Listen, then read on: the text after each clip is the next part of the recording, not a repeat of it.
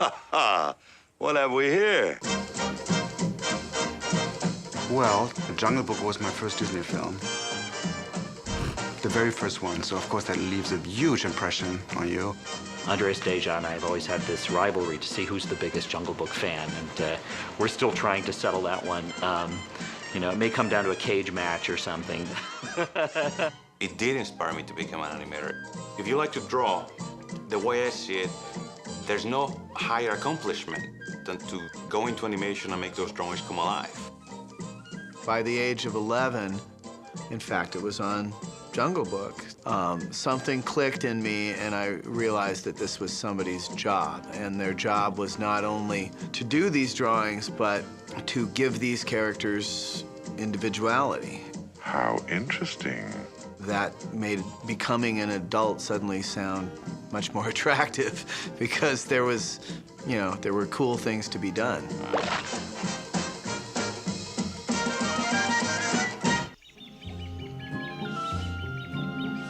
Today's animators grew up, you know, with that picture. We're influenced by the warmth of the personalities. You know something? You're all right, kid. And I think it's resonated with a whole generation of current animators and has influenced their work. For anybody who has gone into personality animation, to see the relationship between Mowgli and Baloo, and to see the acting of those two characters, it's truly inspirational. You want to know something? We're good sparring partners. You'd better believe it. And if you were to see that when you were a young person, I think you would be hooked for good. I've always thought of Jungle Book as really the entry into Disney animation for me personally. I have the biggest collection of rough animation drawings from the Jungle Book. I think I do. I was about 11 years old and I had little pocket money. So me and a school friend went into the next town and saw the Jungle Book, and my life changed. The first time I saw Jungle Book, it was in an open theater in the summertime. Halfway through the movie, it starts pouring. And I wouldn't move, I wouldn't budge. I actually sat through the whole movie and I was soaking wet through the end of it. It was just sheer amazement. I went to see it probably half a dozen times. I tried to make flip books of it. You know, basically I was completely smitten. It was a huge hit, and this was as big in Europe as it was in the States. You better believe it. I first saw Jungle Book when I was about 11, growing up in England. It came out as a re-release. It was quite a revelation, I think, at that time for me. I couldn't believe that people could learn to draw to such point that they could make things like this believable. The Jungle Book's really an animator's movie.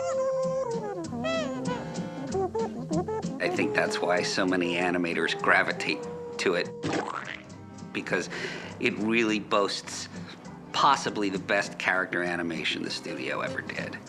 When King Louie is dancing around, you know, the weight you get on his body really feels like an orangutan's body. And yet he's caricatured and he's still his own personality. I was just amazed at the type of life they could get in the characters. They were just bursting with it. Yeah. Well, man, what a beat. The thing that really attracted me was just the magic trick of being able to imbue what were obviously drawings, like real sort of weight and muscles, but only defined in like a few lines. And it was just such a like, how do you do that? How do you make just like a single line that's describing the back of a panther, describe everything about that panther? Stop! Wait a minute. Halt! I just remember being absolutely delighted by John Lounsbury's animation of these elephants, Colonel Hathi, and just he's marching along, and it's just like, wow, such weight and power and strength to these characters. And remember, an elephant never forgets. I don't know what the army's coming to these days. When I got to the studio, I met John Lounsbury. He had these great, thick pencils that he was drawing with that I ended up buying all the rest that there were of that pencil, and that became the pencil for me to animate my characters. John Lounsbury is a particularly important influence for me because when I was assigned to do Tantor the Elephant in Tarzan, you couldn't help but thinking immediately, well, how am I gonna do a better job or even just close of being that good as they did on Jungle Book. Discipline. Discipline was the thing. Builds character, all that sort of thing, you know. Frank Thomas and Ollie Johnston worked very close together, you know, for their whole careers. Frank and Ollie animated about 50% of the movie. Hey, kid, you need help. And old Baloo's gonna learn you to fight like a bear. The animation on Baloo is probably Frank Thomas's finest. I checked out of the archives the drawings of Ollie Johnston's of the little girl at the end, and there was this simple elegance to his drawing that I went back and looked at again when I was designing Ariel and the Little Mermaid. I don't know. It's the high watermark of design and character really blended well together. I don't know that we've ever done better than that. It's influenced me in every character I've ever done. I mean, just the level of understanding of how to portray a character, how to make it appealing. Yeah.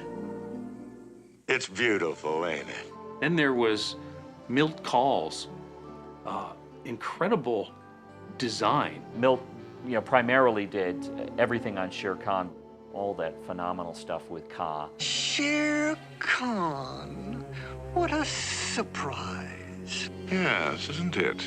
I remember doing the scene of Scar walking around Simba. I remember going and getting as many of those Shere Khan walks from the research library and flipping through them and trying to figure it out. And I animated Rafiki mainly in The Lion King. I had original roughs of Milt Kahl's of King Louis right there on my board. Crazy. Anyone that worked on Lion King literally went to Jungle Book and go, well, this is how good it can be. There's a scene where Mowgli is walking along, hopping down from one branch to the next, and there was such a natural ease the way this boy moved. And I remember for Aladdin, I had to do a scene where Aladdin is walking up the steps and trying to get that in the Aladdin animation. And Mowgli is just so beautifully drawn, and he moves like a real kid. That probably influenced me when I did Lilo and Stitch. I wanted to be really truthful to the anatomy and the drawing of a real girl. Jungle Book animation really kind of became the standard in any animation I do. Always try to make it fun. I did the parrot character in Aladdin, and I tried to make him kind of shaggy and falling apart, kind of like the vultures. Whenever they scratch themselves, their feathers are flying off. I think the most direct influence I've gotten from the movie is appreciating its technique. I've studied lots of it frame for frame, just to see how they got certain things. There's nothing spontaneous about the medium of animation.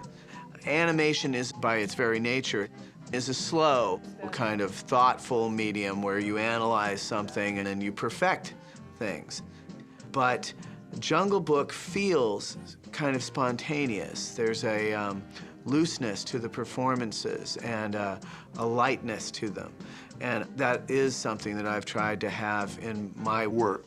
Can't help by being completely drawn to the work that these guys did. It's really about giving characters soul, and that's what Jungle Book did so well. That was so inspiring. I wanna be like you. I wanna walk like you, talk like you.